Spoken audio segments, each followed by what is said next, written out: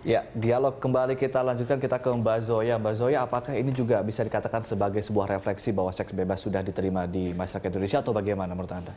Enggak, kalau saya sih melihat bahwa kita semua sekarang dalam masa transisi ya. Artinya media dan teknologi itu mempengaruhi cara kita berinteraksi, berhubungan, baik suami istri maupun ibu terhadap anak. Perilaku seksual memang dipengaruhi oleh banyak sekali hal. Kita nggak bisa bohong bahwa teknologi sudah menjadi budaya juga, di mana tentu saja mempengaruhi perilaku seksual kita. Tapi akan sangat picik kalau kita mengatakan bahwa ini pasti karena pengaruh barat, ini pasti karena hal-hal lain. Itu malah makin mempersulit kita untuk bisa berubah menjadi lebih baik.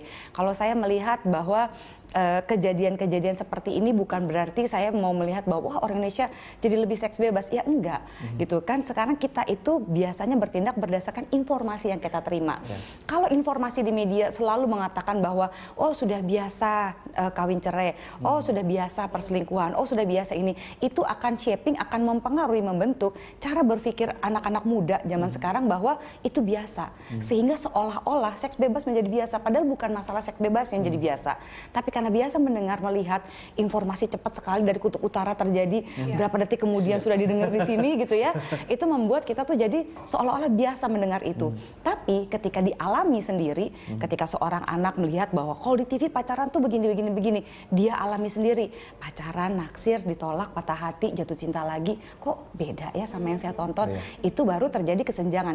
Kesenjangan ini akan bahaya jika ada buku-buku seperti ini. Mungkin artinya ketika kita ingin mewakili atau mungkin sedikit membaca pola pikir dari si penulis buku ini, mungkin seks bebas toh sudah terjadi, lalu mungkin ketika menuliskan pesan ini juga mungkin sudah biasa, mungkin seperti itu yang ingin saya sampaikan tadi. Itu bagaimana? Masih ingat nggak ada buku zaman dulu ya yang tentang kejadian di mana sih STPDN atau apa ya, waktu itu mereka ada seorang dosen juga yang mengeluarkan buku hampir sama gitu ya, berhubungan dengan perilaku seksual mahasiswanya pada waktu itu.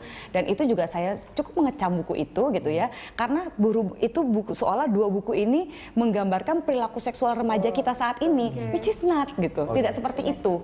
Gitu, memang sudah ada kejadian-kejadian seperti yang seorang dosen STPDN itu mengatakan, itu kan sudah kejadian. Saya hanya mau ngangkat, saya mau peduli. Pertanyaan saya lagi, apakah kepedulian Anda dengan menuliskan perilaku seksual yang seperti itu atau yang sudah terjadi membuat kita jadi bisa melakukan intervensi kesehatan seksual pada masyarakat? Kan tidak.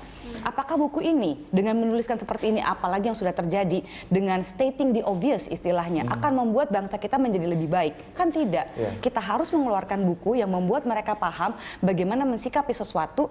Semua lingkungannya sudah melakukan misalnya seks bebas gitu ya, secara diam-diam ataupun terbuka. Lalu gimana saya tetap punya perilaku seks yang sehat sesuai dengan usia saya? Kan itu intinya sekarang. Nah, ini lalu Mbak Faira, untuk tindakan mencegah hal seperti ini terjadi, mungkin ada yang dilakukan pemerintah, mungkin seperti kalau di Amerika bahkan ada vending machine untuk menyediakan kondom seperti itu untuk mencegah penularan HIV/AIDS.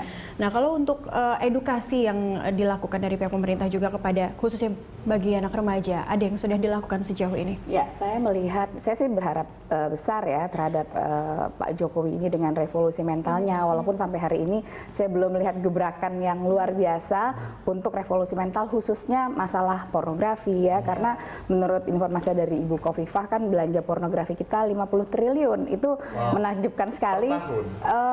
Iya, artinya per tahun, artinya mungkin menyamakan dengan narkoba ya. Ini juga sedang saya dalami ya, hitungan itu dari mana dan lain sebagainya. Tapi sedikit banyak saya sebetulnya agak percaya juga ya. Karena apa? Nomor 7 di dunia loh Pak, yang mendownload pornografi. Nah, tetapi ya artinya gini, ini kan masalah yang cukup genting. Jadi tolonglah pemerintah ini walaupun sedang ribut ya, tapi masalah-masalah seperti ini kan harus ada perhatian juga ya. Karena apa? Sejak ada undang-undang pornografi, setelah itu juga Pak SBY sebetulnya membuat gugus terpadu. Bayangkan ya, tidak banyak orang yang tahu Pak Presiden SBY sudah membuat gugus terpadu untuk masalah pornografi ya, yang diketuai oleh Menko Kesra, kemudian ketua hariannya Menteri Agama, dan anggotanya itu seluruh menteri ya. Tetapi sampai hari ini saya tidak pernah mendengar apa kegiatannya dan lain sebagainya. Dan nanti juga saya ingin bertanya dengan Pak Presiden, apakah gugus tugas ini akan diteruskan atau tidak? Karena sebetulnya sebetulnya kalau mau diaktifkan tuh bagus ya. Kita perlu melakukan sesuatu gitu untuk ini. Sesuatu yang mencengangkan ya, belanja pornografi di Indonesia adalah 50 triliun rupiah. Nanti kita ingin bahas bagaimana kemudian solusinya dari sudut pandang seorang seksolog dan juga mungkin nanti dari sudut pandang sebagai wakil dari representasi dari rakyat begitu ya. Dan pemirsa tetaplah bersama kami, Lunch Talk akan segera kembali untuk Anda.